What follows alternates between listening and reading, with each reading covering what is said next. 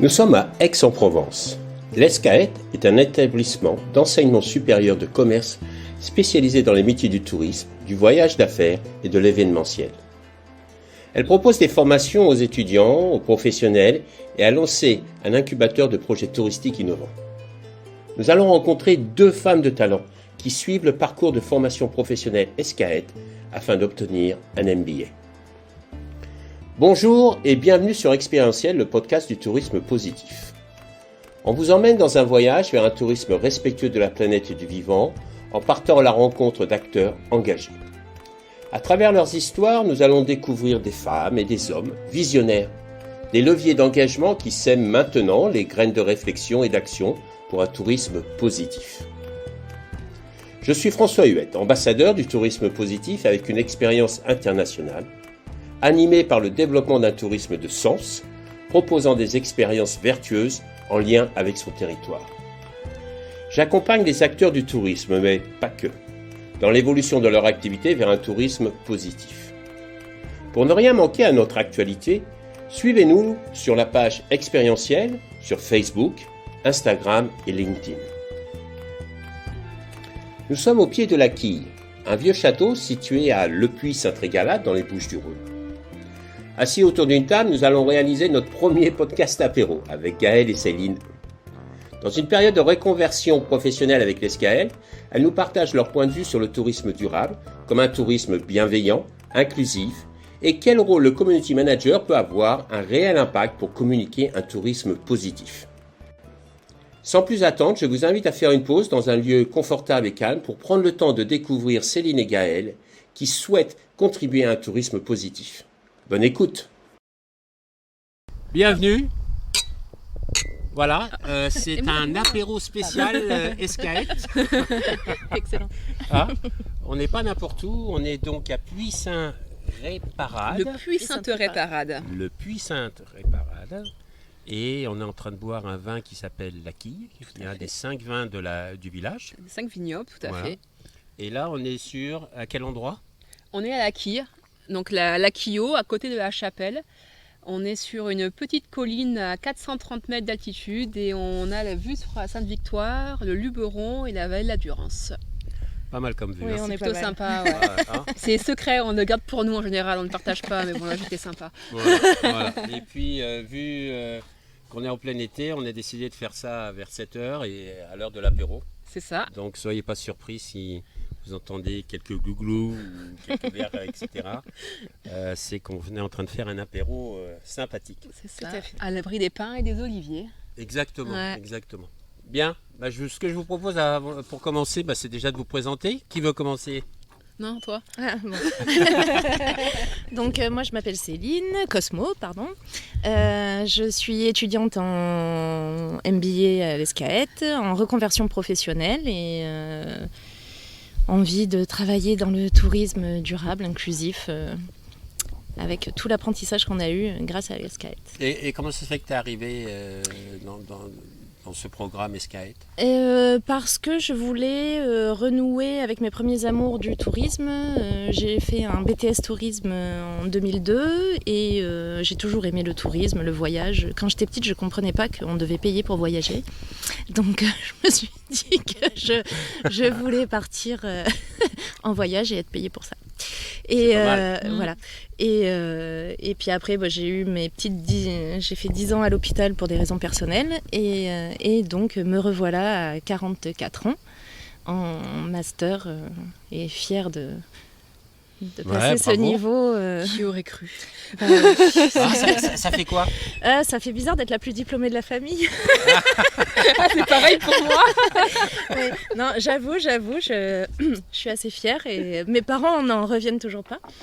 Mais oui, très fière d'avoir fait ça. Par contre, c'est très très intense et c'est très difficile de remettre son cerveau en marche à cet âge-là après 2 grossesses. Ouais. Mais ça valait le coup. Mais ça valait le coup. Puis de toute façon, quand tu as envie et quand tu as soif d'apprendre, c'est pour la vie, quoi. D'accord, Voilà. Super, très bien, merci. Et ensuite, comment on dit dans le Tour de France comment ça s'appelle, le coureur local Le participant local. Voilà. Ah. Du coup, moi, c'est Gaëlle Marthe. Je suis le même process que Céline, reconversion professionnelle. J'ai fait 10 ans en tant que manager de magasin et j'ai eu un peu un burn-out. J'avais besoin de relations avec les gens. Et je me suis rendu compte que la clientèle avait de moins en moins besoin de nous à cause d'Internet, à cause de tout ce qui se passait. Et j'ai décidé de partir 5 mois en road trip en Asie. J'avais déjà des contacts, j'avais déjà vu pas mal de personnes en Asie, Thaïlande, Malaisie, Cambodge, Vietnam, Laos, sac à dos, à pied, bus, enfin une expérience géniale. Et avec mes contacts en Thaïlande, on avait décidé de créer une DMC responsable. Je voulais vraiment les aider. En fait, c'était pas travailler pour moi, mais juste faire partager ce que j'avais vécu et rendre accessible toutes les expériences que j'avais eues. En fait, quand je discutais avec les gens, on me disait mais t'as vécu une histoire de fou et c'est incroyable parce que voilà tout ce que t'as vu. Et en fait, je me suis dit mais tout le monde peut y accéder. Il suffit de le vouloir et de sortir des sentiers et prenez-vous en main et choisissez les bonnes personnes et en fait vous pouvez vivre l'humain tous ensemble. Et on est rentré en France pour concrétiser tout ça et je suis rentrée en France au 15 février l'année dernière, donc confinement, plus de boulot, plus rien et du coup j'ai décidé de faire une reconversion pro et je suis rentrée à l'ESCAE et là j'ai eu des possibilités, une ouverture auquel je m'attendais pas. C'était vraiment au-dessus de mes espérances, tout ce qu'on a appris. Et à la fin de cette période, j'ai compris qu'en fait, je pouvais rallier mes premiers amours. C'est-à-dire qu'à la base, j'étais graphiste. Mes premières études, j'étais graphiste, infographiste. Et au tourisme durable. Et j'ai fait un choix de devenir community management pour le tourisme durable et de m'impliquer au maximum pour aider les petites structures à mieux communiquer. D'accord. Donc on va parler tout à l'heure de community manager et quel est son rôle, justement quel rôle il a dans le tourisme durable. Mais dites-moi, c'est quoi exactement ce programme SKAET exactement? Alors qu'est-ce que vous faites? Vous recommencez à zéro? C'est un master? Ça se passe comment? Déjà, pour rentrer, c'est diplôme Bac+3 minimum. Moi j'ai passé une VAE, voilà. VAP. C'est ça. Moi pareil, ils m'ont fait une valorisation des acquis. Donc voilà. Si on a un Bac+2, ils peuvent nous convertir en Bac+3 après une commission. C'est ça. Et après, on rentre dans un programme. Et en fait, ils sont vraiment bien adaptés. Je pense qu'ils ont vraiment suivi l'air du temps et ils ont été hyper réactifs. Surtout avec le Covid. Ouais, c'est surtout ça. C'est qu'en fait, ils ont vraiment anticipé le Covid et ils ont pris l'avance sur la digitalisation. C'est-à-dire que nous, en présentiel, on a été quoi? Une semaine? Sur un an? Oui, à peine. Et ils ont créé tout le programme sur une page web, une application. On a fait tout notre programme comme ça, en visio et en Zoom. Et comme j'ai expliqué, c'est en classe inversée. Ouais, en classe inversée, ils nous donnent des modules de 10, 12 ou 15 heures d'apprentissage à faire soi-même à la maison. Et après, en classe, en Zoom, via Zoom ou via Meet, on pose les questions à notre enseignant. Enfin, c'est plus un enseignant, c'est un intervenant. Ouais. Et nous, on est des apprenants. On change de terme. En complément. Ça fait sérieux quand même. Ça fait sérieux. Ouais, attention. Voilà. Donc, nous sommes des apprenants. Et donc à ce moment-là, c'est des échanges où on pose toutes les questions dont on a besoin afin d'assimiler le cours qu'on a travaillé nous-mêmes à la maison. Ouais. Et du coup, on a commencé en octobre, d'octobre jusqu'à fin décembre. Du lundi, pour moi, du lundi au vendredi, on va dire 8h, 20h. Moi, j'inclus les week-ends. Parce que moi, j'avais besoin d'extérioriser le week-end, sinon c'était pas possible. Oui, je comprends. Après, on a eu notre période de stage. Alors moi, j'ai eu une grosse déception à cause du Covid. C'est que normalement, je devais partir en Thaïlande faire mon stage. Je devais gérer un hôtel dans ma ville de prédilection. Qui est Buriram. Alors c'est où Buriram? Buriram, c'est au nord-est de la Thaïlande. C'est à la frontière du Cambodge. On est environ à 70 km du Cambodge et à 150 km du Laos. Et en fait, c'est une ville qui n'est pas touristique du tout, mais qui a pour objectif de devenir la capitale sportive de l'Asie. Et en fait, moi, j'ai découvert grâce au MotoGP parce que je fais beaucoup de motos, j'aime beaucoup ça. Et du coup, on a été voir leur premier MotoGP à Buriram et j'ai adoré cette ville, j'ai adoré les habitants parce qu'ils ont une culture différente de la Thaïlande. C'est que c'est un mélange de culture entre laotien, cambodgien et thaïlandais. Et c'est tellement riche. Quand on dit que la Thaïlande, c'est le pays du sourire, mais en fait, quand on va à Buriram, on comprend vraiment que c'est le pays du sourire. C'était une révélation pour moi et du coup voilà c'est ma petite ville voilà. Ouais voilà et du coup je parle de Buriram mais je sais même plus la question tu vois tu m'as perdu tu vois. Moi non plus d'ailleurs. Tu vois ça y est je t'ai emporté avec moi. Mais là vous arrivez à terme de cette année d'études. Ouais ça y est. Donc qui a été intense.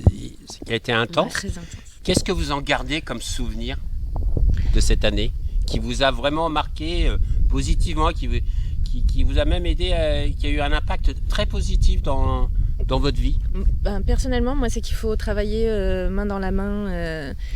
Il faut, quand on avait quelque chose à faire, ils nous incitaient à travailler en groupe, échanger nos connaissances. C'est que seul, on n'arrive à rien.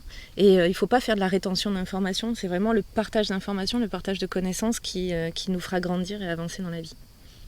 Est-ce que tu penses que ça va être facile à mettre en application après? Non, mais même pendant cette année, il y en a qui étaient réfractaires. Ah oui. C'est très compliqué. Certaines ont voulu travailler toutes seules. Nous, avec Gaëlle, on s'est très bien sauvés. entendu. Ça nous a sauvés notre master. Ouais, je vois. On est très liés pour ça. Non, pas que pour l'apéro. Non. On s'est épaulés. Ouais. Ça a été vraiment une entraide au quotidien pour les devoirs, à échanger des informations, etc. Mais qui continuera. Hein. Je pense que c'est un truc, c'est des liens qui vont perdurer tout ensemble. Puis c'est comme ça qu'il faut travailler dans l'avenir, à mon avis. Enfin, de toute façon, c'est en collaborant que. Donc vous avez fait un mémoire? Ouais. Oui. C'était quoi comme expérience ça? C'était bien? Non, pour moi c'était dur. C'était dur. Ah ouais. Mais moi je suis dyslexique en fait. D'accord. C'est-à-dire que j'ai toujours compensé depuis mon plus jeune âge à l'oral. C'est-à-dire que tu vas me mettre devant des gens, devant un public, à l'oral, j'ai pas peur. Je peux animer. Ah non, ouais, c'est bizarre. On te trouve un peu timide. Je peux animer, je peux m'afficher. Enfin, l'image, je n'ai pas peur de ça parce que du coup j'ai toujours compensé. Et m'exprimer, pour moi, c'est assez facile. Par contre, poser ce que j'ai dans la tête sur un papier, c'est une épreuve pour moi tellement compliquée parce que j'ai pas confiance en moi. J'ai beaucoup d'idées, il y a beaucoup de choses qui grouillent et si je veux les expliquer, je peux en parler pendant des heures. Mais plancher sur une feuille, sur un ordinateur, ça a été... Puis en plus, je suis dyslexique, donc je fais beaucoup de fautes et j'inverse des mots et ça a été... Ouais, c'était... Maintenant, ça y est, on est au bout. Maintenant, mais du coup, déjà, j'étais en rattrapage pour l'oral. Je dois le rendre mardi. C'est Céline qui l'a corrigé. Elle s'est tapé une journée dessus pour corriger mon mémoire. Tu t'es tapé une journée de correction? Par rapport à son mémoire, c'est quand même 70 pages. Quoi. Ouais, j'ai fait 70 pages. Donc, seulement. Ouais. D'accord, j'ai mis des photos. Hein. Il y a des annexes. C'est compliqué. Non, moi, c'est ça qui me faisait peur aussi. C'est le nombre de pages qu'il fallait rendre parce que moi, je suis très synthétique. C'est-à-dire à partir du moment où j'ai fait mon plan détaillé, j'avais l'impression d'avoir tout dit. Ah d'accord. Donc j'ai fait 2 pages. Voilà. Mais par contre, moi je suis une littéraire, donc après ça me dérange pas du tout je fais des phrases très longues, incompréhensibles. Mais en fait, on se complète hyper bien.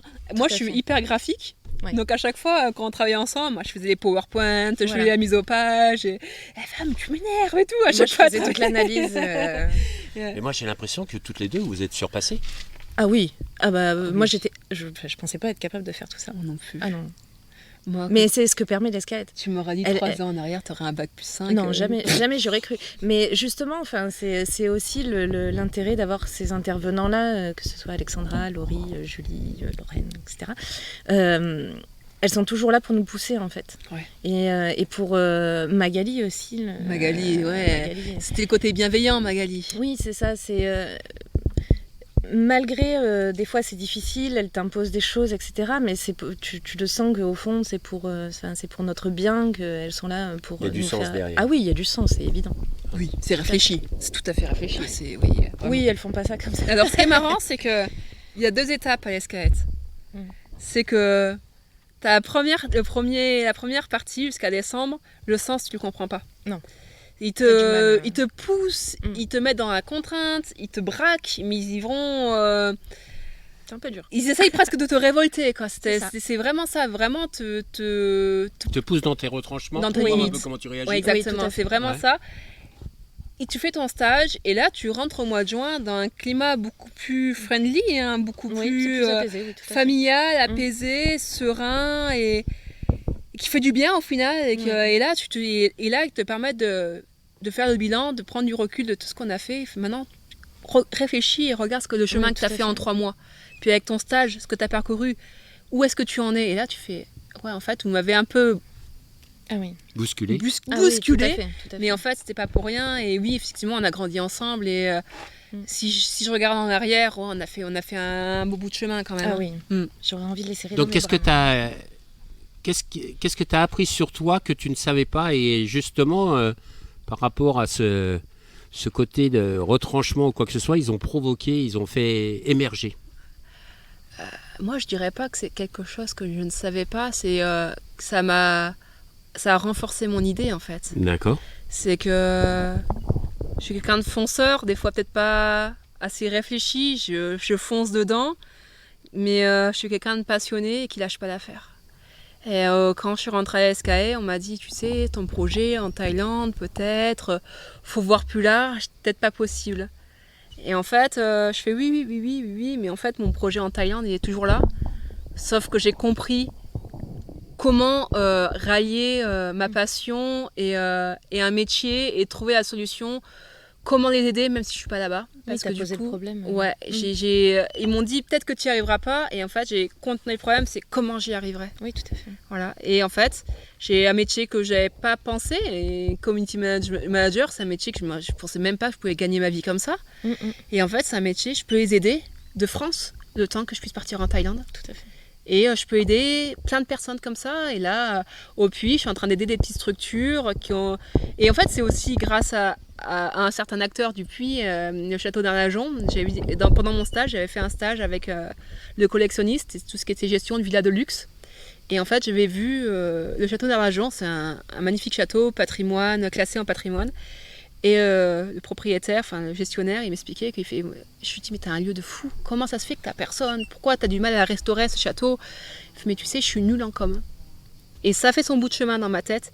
Et je me en fait, moi je suis forte en com, je suis forte en graphisme. C'est un truc que j'aime. Je vais vous aider. Je vais vous aider et vous avez une valeur, vous faites des choses bien. Et moi je peux vous aider. Et le temps que je ne peux pas partir, je vais vous aider. Et même si je pars en Thaïlande, je pourrais toujours vous aider parce que c'est un métier que je peux faire à l'autre bout du monde. Et c'est ce que j'adore dans ça. Ouais. Super. Et toi, à 44 ans alors, À 44 ans, d'un côté, on pense bien se connaître. Ah non, mais alors, moi, mon souci depuis toute petite, c'est que j'ai pas du tout confiance en moi. D'accord. Et grâce à certaines personnes à l'ESCAET, j'ai pris confiance en moi et je savais pas que j'étais capable de faire tout ça. Bravo.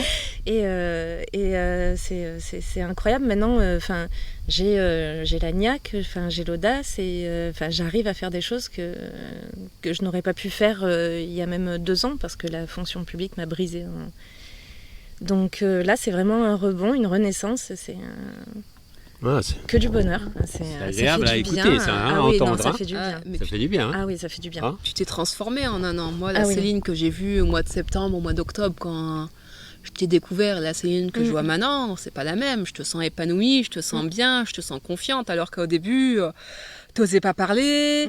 Mais puis, rien que moi, un truc qui me fait super plaisir et je me suis dit, putain, elle a passé un cap, c'est tes PowerPoint.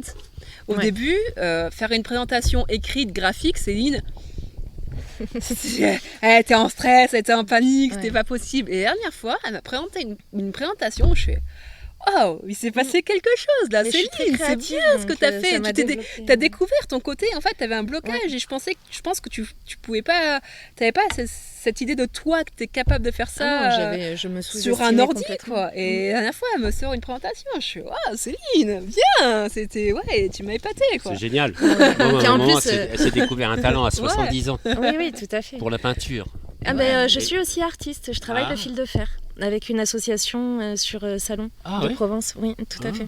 Okay. Et j'ai exposé déjà. Enfin bref, c'est pas le sujet du jour. Exposé à Léon Tourisme, on fait des expos. C'est pas le sujet du jour, mais on pourra en parler. Le sujet du jour, On va y arriver. Ah, C'est belle le tourisme transition, durable. tu vois. Et donc, je vais commencer avec toi, Céline. Ah. Parce que d'habitude, quand on parle du tourisme durable, on parle toujours de l'aspect environnemental, la Ouais. biodiversité, le changement fait. climatique, etc. Changer les serviettes, patati patata. Mais Mais c'est pas que ça. Bah non, c'est pas que ça. Ah. Et donc, j'aimerais que tu nous partages ta vision du tourisme durable, ta définition, ce que ça veut dire pour toi, et de quelle manière, toi, tu t'engages justement dans ce tourisme durable. Bah, alors, pour moi, le tourisme durable, je l'appellerais plutôt le tourisme bienveillant, en fait. Et dans ce tourisme bienveillant, de par ma situation de maman d'un enfant handicapé, j'inclus évidemment le tourisme inclusif, qui est très très peu développé en France. On n'est vraiment pas un pays... Il n'y a pas qu'en France. Hein. Non, il n'y a pas qu'en France, mais il y a des pays qui sont beaucoup plus en avance que nous à ce sujet. Ah oui, lesquels ? Ah oui, par exemple le Japon. C'est dans toutes les rues, tu as, tu sais, les petits points au sol pour les personnes malvoyantes. Tout est traduit. Il y a des endroits qui sont beaucoup plus accessibles. Par exemple, tu vas visiter Paris. Chez nous, en France, moi j'y suis déjà allée avec un enfant en poussette et mon fils en fauteuil roulant. Autant te dire que dans le métro, c'est impossible. Avec les pavés, bon, c'est très beau les pavés, hein, c'est magnifique. Il faut conserver notre patrimoine. J'en ai pleinement conscience, ça, il n'y a pas de souci. Mais il y a quand même du travail à faire à ce niveau-là. Et il faut surtout changer les mentalités, changer le regard des gens sur le handicap, parce qu'on a toujours l'impression que c'est un vieux monsieur en fauteuil roulant, tout grincheux, etc. Alors que c'est des enfants pleins de vie qui ont besoin d'être soutenus, d'être accompagnés. Il faut changer le regard des gens. Et je pense qu'avec les nouvelles tendances du tourisme durable bienveillant, on peut inclure ce tourisme pour les personnes en situation de handicap et faire modifier les mentalités. Oui, et puis surtout que moi j'ai eu la chance d'accompagner une association, Trisomie 21, dans le Var. Et là j'ai été vraiment à la fois bouleversé, inspiré, et j'ai beaucoup appris ce jour-là. C'est-à-dire que ces enfants qui ont Trisomie 21, en réalité, oui, ils ont certains handicaps, mais à côté de ça, ils ont d'énormes talents. Mais bien sûr. Qu'on ne parle pas, qu'on ne met pas en avant. Tout à fait. Et ce que j'ai entendu comme retour d'expérience d'entrepreneurs, de dirigeants qui avaient donc accepté d'avoir des jeunes en stage, et bien que ces jeunes, en réalité, amenaient de l'humain dans l'entreprise, reliaient les gens, reconnectaient les gens par rapport à leur handicap, qui était en réalité pas un handicap, mais un véritable talent. Oui, c'est-à-dire qu'ils étaient cash, ils avaient cette sensibilité, cette connexion vraiment aux vibrations du cœur, aux vibrations de l'humain, et qui savaient parler cash. Et que les gens avaient une facilité à se confier à eux. Tout à fait. Et que ça créait énormément de liens et que ça reliait pas seulement eux vis-à-vis de la personne avec le handicap, mais avec l'ensemble de l'entreprise. Et je trouve que ça, malheureusement, on ne met pas suffisamment en avant. Non, mais ça me fait penser justement à une interview de Sophie Cluzel dans le BFM TV. Elle expliquait que c'est une grande enseigne de voitures de luxe, je crois, qui a décidé de mettre une personne en situation de handicap avec une trisomie 21 à l'accueil et que ça a fait baisser de 30% l'insatisfaction au niveau de service client. Donc ça peut être... Oui, c'est tout à fait... Ça peut être très intéressant. Ils ont un potentiel. Ça peut être une manne financière, toutes ces personnes-là, tant au niveau en tant que client, mais en tant que professionnel, travailleur, à proprement parler, de notre société, quoi. Oui, et puis en allant plus loin que ces enfants avec handicap, il y a des familles. Ah bah oui. Il y a des parents. Ouais. Et c'est pas facile. Il y a de l'amour. Il y a du cœur. Et c'est pas facile. Non, c'est pas facile tous les jours. Mais en plus, justement, une personne, pour revenir toujours à notre sujet du tourisme, par exemple, une personne en situation de handicap ne voyage jamais seule. Elle est toujours avec une personne ou plusieurs. Et donc, il y a eu une étude sortie là-dessus où c'est énormément un potentiel énorme au niveau des nuitées, par exemple, sur la France. Il y a Je ne veux pas dire qu'il y a de l'argent à se faire sur le dos des personnes en situation de handicap. En tant que maman, Mais il y a des services à proposer. Mais il y a des services à proposer qui pourraient développer la trésorerie de certaines entreprises. Alors, là, tu vas bientôt avoir un master. Ouais. Hein? Toi, si tu avais une baguette magique, qu'il n'y avait aucun obstacle, qu'est-ce que tu ferais justement pour ce tourisme? Ce tourisme pour les personnes à mobilité réduite. Qu'est-ce que tu ferais pour eux justement dans le tourisme pour qu'ils vivent les mêmes expériences que tout le monde? Améliorer la communication.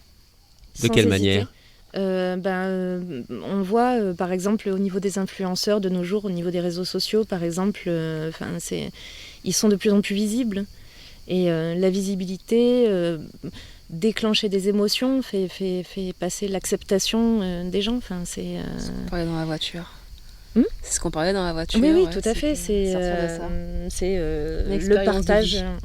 C'est en quelque sorte magnifier le handicap pour qu'il dégage une image. On a tous eu un moment de gêne en face de quelqu'un qui était en fauteuil ou atteint d'un handicap, d'une trisomie, d'un handicap mental. Mais il faut dépasser cette image-là. Et justement, il y a par exemple Antoine, un handicapé, qui est très, très présent sur LinkedIn, Facebook. Il y a Alexandre Jolienne, qui est un écrivain. Oui, un philosophe aussi. Et philosophe, très présent sur Facebook maintenant. Au-delà de ses livres, il se montre, il s'expose et il ne faut pas avoir peur de ça. Il y a même Kiabi qui a pris Audrey Laporte comme égérie, qui est une personne tétraplégique. Il y a Théo Curnin, je ne sais plus. Non, il n'en faudra pas, je crois. Et qui est champion de natation et en même temps l'égérie de L'Oréal. On peut être mannequin en situation de handicap, on peut apporter toutes ces capacités, ces compétences pour notre société. On a tous besoin les uns des autres et donc c'est important de faire ressortir ces personnes-là qui en ont besoin et qui restent à vie en isolement. Quand nous on est en isolement pendant le Covid, eux c'est à vie. Donc il faut faire sortir ces gens-là de l'isolement. Oui, et puis je crois qu'il faut informer. Ouais. Il y a aussi un manque de connaissances.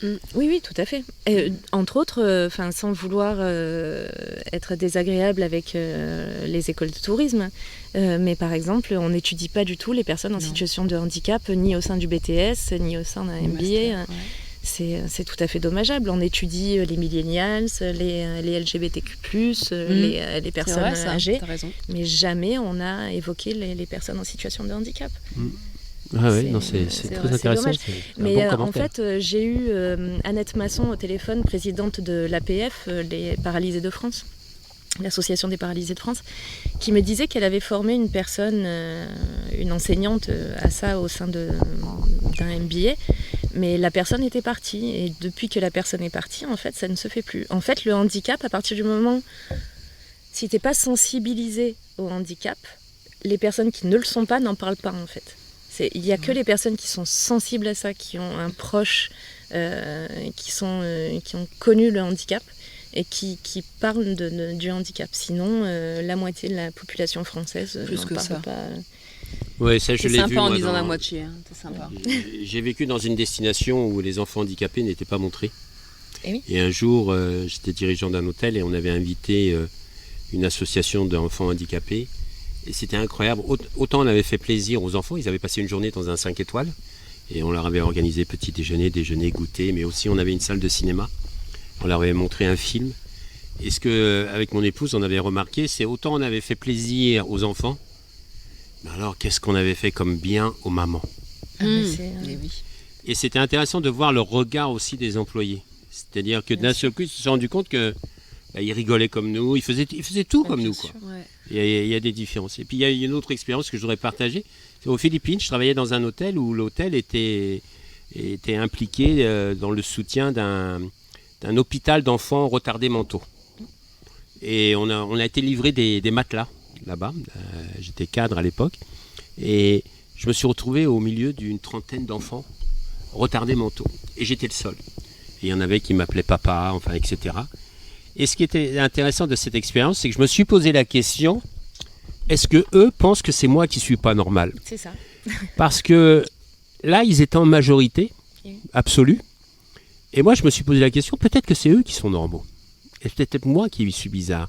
Et peut-être qu'à leurs yeux, c'est moi le mec bizarre. Oui, mais de toute façon, avec le vieillissement de la population, avec les différents handicaps temporaires qu'on peut avoir dans la vie, une jambe cassée, une famille nombreuse avec une poussette pour tripler, etc. On a tous à un moment, on est tous en situation de handicap. Ça, il faut bien le comprendre. Enfin, il n'y a pas de gens normaux ou pas normaux. Enfin, Voilà. on est tous des êtres humains qui avons des choses à partager et on a tous à apprendre les uns les autres. Et la différence, c'est est-ce qu'eux, ils t'ont jugé? Non. Ben non, bien Voilà. sûr que non. Elle est là la différence. Et là, tu touches un point important, le jugement. Ouais. Ah mais oui. Moi, je suis convaincu que si on veut sortir de cette crise, que ce soit sanitaire ou autre, hein, politique, sociale, sociétale, etc., il faut qu'on arrête de se juger les uns les autres. Ah, complètement. Et il faut vraiment qu'on commence à se dire, bah voilà, toi, tu as une valeur ajoutée que je n'ai pas, qu'est-ce qu'on peut faire ensemble justement pour que cette valeur, nos valeurs ajoutées deviennent encore une plus grande valeur. Ensemble, on est plus grand. Exactement, exactement. C'est la phrase fétiche de Respire, l'association. Oui, tout à fait, donc je fais partie.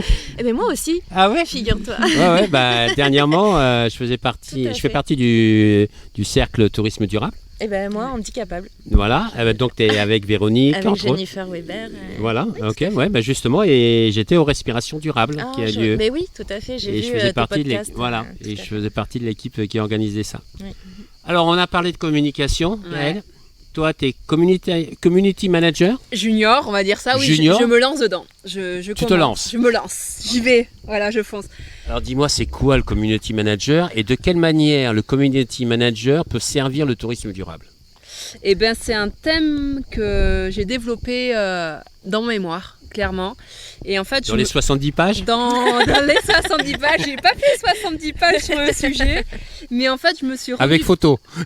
C'est ça. Je crois qu'il n'y a pas de Annexe. photo dans le sujet. Toi, t'as pas mis- non, dans non. le community manager, j'ai même pas mis de photo. Et en fait, je me suis rendu compte du coup vraiment de l'importance et de l'impact que pouvait avoir un community manager dans le tourisme durable. Parce que je suis partie de la... Mais d'abord, d'abord, je veux revenir sur ce que Céline a dit. C'est par rapport à l'handicap. T'as employé un terme, tu as dit il faut magnifier l'handicap. Et en fait, moi, je dirais il faut normaliser les choses. En fait, faut remettre tout le monde au même niveau. Faut pas essayer d'en mettre un plus haut que les autres. En fait, il faut dire qu'en fait, on est tous pareils, on a tous à apprendre des autres et en fait, on a tous la même valeur. Et il faut normaliser les choses. Et en fait, je pense que l'humain, c'est rendre les choses normales et pas rendre les choses différentes. Parce qu'à partir du moment où on va dire que magnifier les choses, c'est toujours rendre différent. Et en fait, moi, l'idée, c'est que l'handicap ou le tourisme durable, après, je suis pas autant investie que toi, c'est sûr, j'ai pas la même sensibilité, mais je pense que pour faire avancer les choses au maximum, c'est de les rendre au même niveau pour tout le monde. Et c'est comme ça qu'on aura moins d'obstacles pour les comprendre. Oui, c'est sûr, mais dans le sens magnifié, j'entends, tu vois, rendre une image du handicap un petit peu plus sexy. Ah oui, mais je comprends tout à fait, mais il n'y a pas de souci. Mais c'est déjà, si on arrive à le rendre normal aux yeux des gens, on aura déjà... ça passe par l'éducation. Est-ce que c'est une question de normalité ou est-ce que c'est juste d'accepter les gens comme ils sont? Ah, c'est accepter les gens comme Parce ils que sont. la normalité, je veux dire, ça veut dire qu'on se met tous au même rang, alors qu'on a tous quand même des talents différents Tout à fait. et des personnalités différentes. Je trouve que c'est plutôt accepter l'autre C'est ça, comme c'est il est. neutraliser la différence en fait. C'est juste, pour moi, la normalité, c'est que en fait, tu cherches pas la différence ou tu acceptes la différence de l'autre. On est tous différents les uns les autres. Ce qui nous rend, entre guillemets, normal au final, c'est que c'est pas parce que toi, t'es plus forte en ça ou toi, t'as une différence par rapport à moi, t'es petit, t'es grand, t'es gros, mais on est tous normaux, on n'est pas différents. Après, on a tous nos facilités, on a tous nos capacités, on a tous nos affinités, ce qui nous rend uniques. Ben oui. Mais au final, on est tous pareils. Ouais. Voilà, c'est comme ça que je vois les choses. On a tous les mêmes rêves, Voilà. on a tous les mêmes envies. Si Ouais, on tout à creuse, au fait. final, Ça, on est... c'est évident. c'est le normal entre guillemets, quoi. C'est pourquoi chercher une différence pour se séparer, en fait, au final. Mais justement, par rapport à ça, il y a une nouvelle tendance par rapport aux logements insolites, les bulles dans les arbres, etc. Enfin, c'est très tendance. Mais les personnes handicapées, en situation de handicap, elles aussi, elles aimeraient bien dormir dans les bulles, dormir dans les arbres. Il faut rendre ces tendances accessibles à tous. On a tous envie de nature, on a tous des fois envie de repli sur soi. C'est ça, on a tous les mêmes envies, peu importe qui tu es, au fond... Ben oui. Et donc, qu'est-ce que tu penses de cette réglementation PMR là?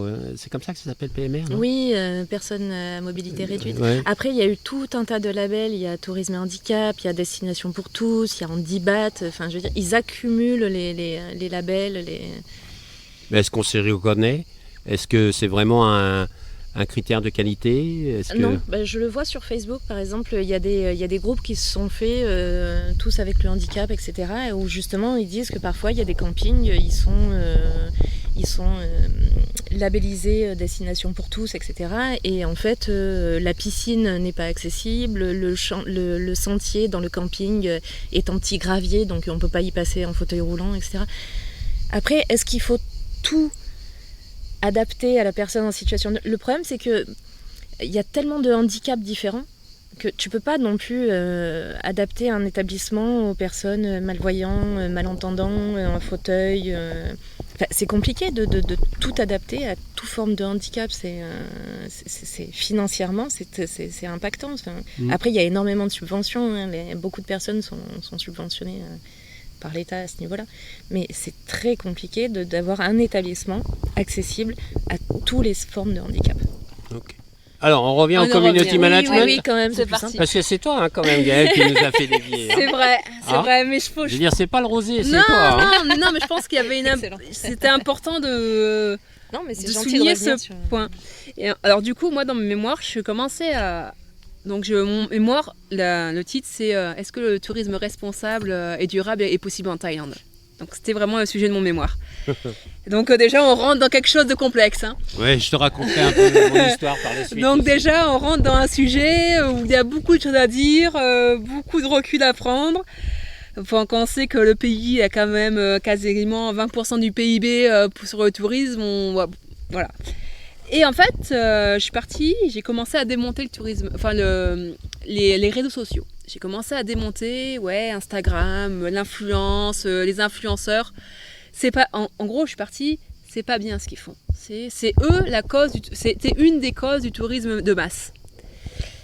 Et en fait, j'ai pris du recul et je fais, oui, ils participent au tourisme de masse, mais si tu réfléchis maintenant à toute la portée qu'on a avec les réseaux sociaux, avec Instagram, avec Facebook, est-ce qu'il ne serait pas judicieux d'utiliser les mêmes leviers avec un autre message, de manière plus réfléchie, avec un esprit de communauté comme ils le font, pour porter un message pour le tourisme durable? Pour l'instant, il y a des ébauches, on essaye, mais ce n'est pas encore assez impactant. Et pour moi, il y a vraiment un travail à faire On n'est pas beaucoup dans le tourisme durable, on est une petite communauté. Si on crée des hashtags où vraiment on se met tous ensemble dessus, où on enlevait ces Instagrammeurs stéréotypés qui représentent, un lieu, mais on s'en fout de son lieu. Enfin, c'est pas ça les voyages. Moi, dans un voyage, c'est pas d'un lieu que je me souviens. C'est une expérience, c'est de l'humain. Et en fait, pour moi, le tourisme durable, c'est l'humain. Et en fait, notre rôle maintenant en tant que communicant, en fait, c'est ça sur les réseaux sociaux, c'est être communicant.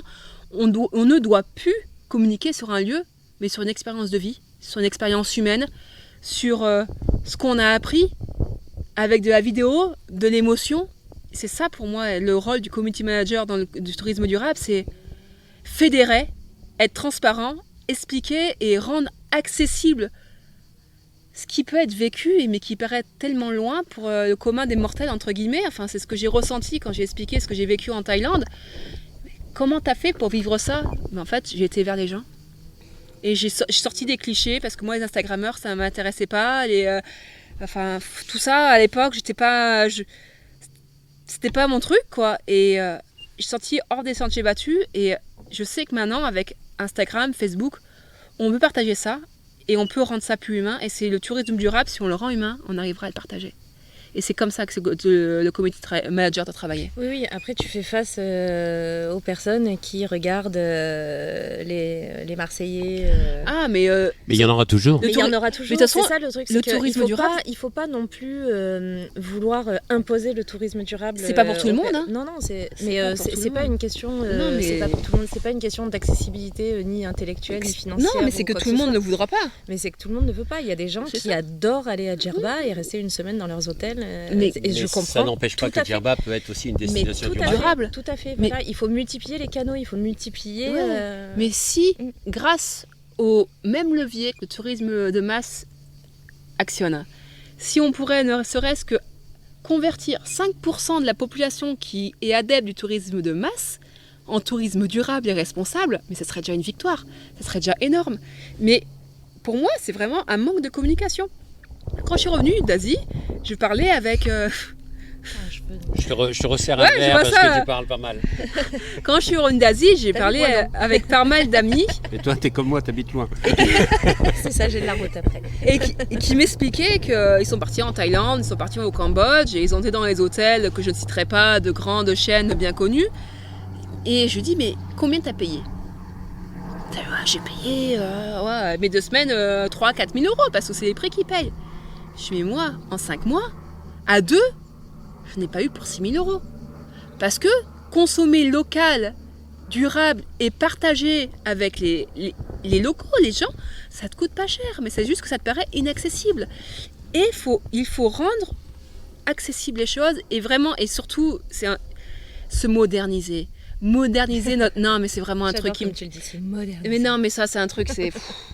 Le problème des acteurs du tourisme... Non, mais franchement, mais moi, j'ai mon... Non, mais ça, Elle c'est est un truc... passionnée. Oui, ouais. c'est... Heureusement que c'est un podcast parce que je crois que si on te voyait en réel, on verserait une larme. Là, il y a tellement d'émotions. Non, mais c'est pas ça. C'est que j'ai mon côté graphiste de base et du coup, j'ai une communication très visuelle. Mais mon plus gros problème, c'est que les acteurs du tourisme durable sont clichés. C'est quand on voit leur logo, c'est vert, oui, c'est vieillot, c'est putain, mais modernisez-vous, faites appel aux jeunes. Alors, quoi. Gaëlle. Toi, tu t'es modernisé. Ton logo, il est beau, il est graphique, il est bien. Mais je suis content. Mais je reviendrai alors. Ouais. J'ai discuté avec Céline et j'ai pas envie de casser du sucre ou de critiquer. Mais quand tu vois ADT, quand tu te mets sur leur site, les acteurs du tourisme durable, et tu vois leur page, leur site, tu fais ouais, mais en fait, j'ai pas envie d'être acteur du tourisme durable. T'as pas cette envie de alors, d'être fédéré. Toi, t'as un talent artistique. Je sais pas si je peux se dire un talent, mais. Si, tu l'as. Si, tu l'as. Hein, Mais donc, qu'est-ce que tu proposerais ? Qu'est-ce que tu dirais à ceux qui nous écoutent là en disant ben voilà, vous êtes dans une entreprise qui est engagée dans le tourisme durable. Quel conseil tu pourrais leur donner en disant ben voilà, votre logo, pensez à sortir un peu du lot, de quelle manière ? Inspirez-vous du tourisme de masse. Ah. Ouais, clairement. Alors là, ça me plaît ça. Clairement. Elle est très Tu peux aller un peu plus Clairement. en profondeur ? Ils sont très forts. S'ils en sont là, c'est pas pour rien. Ils sont très forts, ils sont propres, ils C'est sont qu'ils sont pas carrés. mauvais. Hein. Oui. Ils ont une charte graphique carrée, ils ont une charte éditoriale hyper carrée. Il faut être carré, il faut pas être amateur. Si on veut être pris au sérieux, il faut être de notre côté crédible. Le problème, c'est que le tourisme durable, on se dit oui, on est tourisme durable, mais on met tout dans nos projets, mais on met pas assez dans le visuel ou dans la com. C'est ce que je ressens. Mais maintenant, il faut mettre les moyens, même si on n'a pas, mais on est beaucoup à vouloir faire avancer le tourisme durable. On sort d'école, faites appel prenez des stagiaires, faites appel en sortant aux étudiants qui sortent d'école. On a des nouvelles idées, on a des ressources, on est capable de faire des choses sympas, mais il faut se moderniser, il faut avoir un impact, il faut, quand on rentre sur une page web, avoir un vrai site web et pas un blog. Il faut avoir un vrai logo et pas pixelisé ou pas avoir une charte graphique. Et je pense qu'il faut aussi avoir tous ensemble, et pas qu'au côté européen, mais même français, européen. Je vois en ce moment, c'est TTB, c'est un acteur du tourisme au Vietnam qui communique énormément sur le tourisme durable et qui a des très bonnes idées. C'est Van ?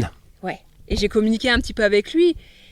Il est un peu extrême des fois dans ses idées. Mais on est tous extrêmes. Mais on est tous extrêmes. Et je suis mais extrême. je trouve qu'il apporte beaucoup de choses, je l'ai lu énormément. de réflexion. Il est très intéressant comme garçon. Énormément de ce qu'il disait dans mon mémoire. Et ça a été une vraie source d'inspiration pour moi. Et je l'ai suivi et je vais le suivre. Mais justement, les acteurs comme ça, même s'il est à l'autre bout de la planète, on doit travailler avec eux. Bien sûr. On doit, si on publie sur Facebook ou Instagram, travailler sur des hashtags en commun. Il faut arrêter d'avoir mon hashtag tourisme durable, machin de mon côté. Non, on est tous ensemble. Et comme toi, t'as aimé ma petite phrase, hein, je la sors. Vas-y. C'est qu'en fait, on est le tourisme durable, à notre échelle, on est des petites fourmis. Tiens, Ouais, tu vois, elles sont là. elles sont là. Et si Ah, tu elles sont regardes là, les petites fourmis, ben, c'est tout petit, mais ça travaille ensemble. bien sûr. Et il y a à une leur organisation, échelle, là. Hein. Elles font des grandes choses. Elles sont organisées et au final, tu les vois. Et tu vois ce qu'elles font. Alors certes, le tourisme durable à l'échelle mondiale, c'est pas grand-chose. Une fourmi à l'échelle mondiale, c'est pas grand-chose. Mais elles sont là, elles travaillent ensemble, elles construisent des choses. Et quand tu t'intéresses à ce qu'elles font, c'est énorme ce qu'elles font. Si tu t'intéresses à une fourmilière, c'est énorme. La communication. Moi, je te rejoins complètement. Hein. C'est un peu l'intention de ce podcast, c'est d'essayer de rassembler les gens autour d'une cause commune. C'est ça. Parce que je pense qu'aujourd'hui, il y a plein de talents qui existent en France. Hein. Moi, je m'en suis rendu compte. Hein. Avec plus de 50 épisodes, il y a plein d'idées, il y a plein de gens qui bougent, qui sont dans l'action, comme vous, etc., qui ont envie de faire en plus. Mais il faut rassembler nos forces pour justement avoir déjà une voix beaucoup plus importante. Hein. Moi, je le dis souvent, je suis choqué quand même qu'en France, destination numéro 1 mondiale, on n'ait toujours pas de ministère du tourisme. Ça, j'ai du mal. J'en parlais avec une personne qui est venue, parce que du coup, je tiens à la maison du tourisme maintenant au Puy. Et j'ai discuté de ça avec une personne aujourd'hui à la maison du tourisme. On parlait justement de ça. Et je disais, elle me demandait où était la quille. Et du coup, je lui parle et je fais, mais ce soir, je fais un podcast justement à la quille, je vais faire découvrir ça. Et du coup, je lui parle un peu du tourisme durable. Mais vous vous rendez compte, en France, vous n'êtes pas financé, c'est pas normal. On parle de Venise qui vient d'interdire les paquebots, du coup, et du coup, c'est bien, ils prennent les avants, ils commencent. Mais en France, on en est où ? Pourquoi on n'a pas de subvention ? Pourquoi on n'est pas encadré ? Parce que le podcast que vous allez faire et tout ce que vous faites avec les acteurs du tourisme durable, vous le faites et vous vous acharnez et vous portez les choses sur vos épaules et vous avancez comme ça, par votre propre force. Et oui, c'est ça. Et en fait, on n'est pas aidé par le gouvernement. Mais pourquoi ? Alors, quand même, très peu. C'est très peu, mais ça bouge. Les choses bougent. Il faut le temps. Il y a de plus en plus l'État commence à prendre conscience. Hein, suite au Covid, l'ADEME a fait dans le plan de relance, il y a, je crois, 60 millions qui sont dédiés au tourisme durable. Alors on peut toujours dire c'est pas assez ou quoi que ce soit, mais je veux dire, il y a des choses qui bougent. Doucement. Alors c'est pas parfait, mais il faut aussi ne pas oublier ce qui se fait. Il y a des choses qui se font, qui avancent. Tu parlais de la Thaïlande. Moi j'ai vécu plus de 5 ans là-bas. Il y a du boulot. Juste avant que vous arriviez, j'étais justement en train d'écrire sur le livre que j'écris en ce moment, et je parlais justement de ce qui se passe à Phuket, où d'un côté, je veux dire, ça a été le tourisme de masse, avec un impact plastique, déchets, environnemental incroyable, un impact sociétal aussi très fort. Bien sûr. Et que j'étais content de voir qu'il y a l'association des hôteliers de Phuket qui ont mis en place vraiment un programme sur le développement durable de la destination, la formation des Thaïlandais, des employés, etc. Et que c'était important. Il y a une prise de conscience qui est en train de se faire. Alors, moi aussi, j'aimerais que ça aille plus vite. Hein. Après, le temps institutionnel, il est incompressible. On n'a pas la même temporalité, c'est sûr. Alors, c'est rigolo parce que c'est exactement la conclusion de mon mémoire. On n'a pas la même temporalité. Nous, on voudrait tellement que ça se fasse. Moi, en tant que maman d'un enfant en situation de handicap, j'aimerais que mon quotidien immédiatement change. Mais ce n'est pas possible. Il y a le temps institutionnel. C'est pour ça que je veux rentrer dans les institutionnels. J'ai envie de faire bouger les choses, mais je sais très bien qu'il faut 5 ou 10 ans pour que les choses avancent, que des projets se mettent en place. Il faut... le temps n'est pas le même. Ouais. Alors, toutes ces idées que vous avez, comment vous avez l'intention de les mettre en place ? Vous allez avoir un master, tu travailles à l'Office du tourisme, Gaëlle. C'est quoi la prochaine étape ? Qu'est-ce que, justement, toute cette énergie, cette motivation, ces visions que vous avez qui sont vraiment super riches, comment vous pouvez espérer les mettre en place ? De quelle manière ? Qu'est-ce que vous avez besoin ? Je pense que tu vas nous aider. Non, je pense que... Il faut des outils collaboratifs. En fait, c'est de la collaboration et c'est ensemble. C'est encore toujours, c'est ensemble on y arrivera. Seul on n'est rien. Et ensemble on y arrivera. Et les personnes qui entendent ce qu'on dit, oui. C'est pas grave, t'inquiète pas, je fais les mêmes erreurs. Des fois pire. Voilà, les personnes qui vont nous écouter et qui se reconnaissent dans notre message, qu'elles nous contactent. Ouais. Moi, je suis prête à travailler avec eux. Ah oui. Je suis avec prête tout pour le monde. les aider. Si je peux, si dans mon message, elles s'y retrouvent et elles se disent on pourrait travailler avec elles et on pourrait grandir ensemble, mais avec plaisir. C'est ça. D'accord. Et c'est comme ça qu'on avancera. Donc je peux mettre vos emails dans la bio du podcast. Ah, ben, Avec j'espère bien. plaisir. Ah, bah bon, ouais. Bon, bah c'est négocié, hein, ça y est, c'est bon. Même le numéro de téléphone, il n'y a pas de c'est souci. bon. Tu veux pas l'adresse aussi au cas où? Et dites-moi, j'ai une question. Imaginez, là, tout est possible. D'accord? Il y a une baguette magique et on peut réaliser tout ce qu'on veut. Mais tout est possible. Ça serait quoi l'idéal pour vous, pour le tourisme? Vous le voyez comment, l'idéal? Ça ressemblerait à quoi? L'humain, Oui, c'est remettre l'humain au cœur de notre Ouais. travail. le partage. Mm. On est tous au même niveau et en fait, on a tous à apprendre les uns des autres et que quand tu vas dans une destination, un endroit, bah, tu as à apprendre de l'autre et l'autre à apprendre de toi et c'est du partage. Et c'est que du bonheur. Mm. Ok. Ouais. Ah oui, tout à fait. Super. Peu importe la personne. Ah bah oui, bah évidemment. La langue, la personne, la culture, tu as toujours à apprendre On a des autres. beaucoup de travail à faire hein, Ouais. en ce qui concerne les langues. Super. Et écoutez, vous avez tellement la patate, je vais vous poser encore une dernière question. Vas-y. Ok. Il y a peut-être quelqu'un qui va écouter ce podcast Mm. et qui est dans cette situation en disant bah voilà, ma vie aujourd'hui, je suis pas forcément satisfait avec mon boulot ou quoi que ce soit. J'aimerais bien changer, mais j'ai peur. Non, Qu'est-ce que vous pouvez lui donner comme conseil? C'est le moment. oui, il faut C'est maintenant. sortir de sa zone de confort. Le monde change maintenant. Mais bien sûr. Le futur de demain, tu le connais pas et on a besoin de personnes avec un nouveau regard. De toute façon, rien n'arrive par hasard, quoi. Il faut sortir de sa zone de confort, aller au-devant des gens, enfin, discuter, etc. Et tu verras, enfin, les choses vont venir. Rien n'arrive par hasard. Et la vie est trop courte, tu te sens pas à ta place, fais en sorte de trouver ta place. Ah bah du coup, on va faire le why. Le why, je t'expliquerai le why. Le white Non, tie. là le why, Le c'est why time. là le why, celui-là c'était pour les moines. Voilà. Je t'expliquerai les trois why différents. Ouais, pas de souci, avec plaisir. Bah, je vous remercie. Mais de Merci à rien, toi. avec J'espère que vous avez passé un bon moment. Très bon moment, très Ah. agréable. Carrément. Bon, en tout cas, bravo à toutes les deux. Merci. Vous avez non seulement la pêche, mais vous êtes très inspirantes. Continuez dans votre projet, allez au bout de vos rêves. C'est ça. C'est J'adore ensemble. cette chanson de Goldman, Tout à fait. allez au bout de ses Il rêves. faut pas éviter, faut pas hésiter à Il faut vivre pas sans hésiter. vie aussi. Et la peur n'évite pas le danger. Ah bah Et- non, ça c'est certain. Et c'est pas tout seul. Non, non. Ah non. Non. Faut C'est être ensemble, ensemble. c'est voilà, c'est toutes les personnes qui nous entendent, qui se retrouvent en nous, contactez-nous. On fera ça ensemble et au contraire, on demande que ça nous. Avec plaisir. Mais ouais, c'est ça. Bon, bah, je mettrai vos emails dans la bio de l'épisode. Merci, bonne François. soirée. Et puis on continue l'apéro alors. Bah ouais. Avec plaisir. Allez, santé. Santé.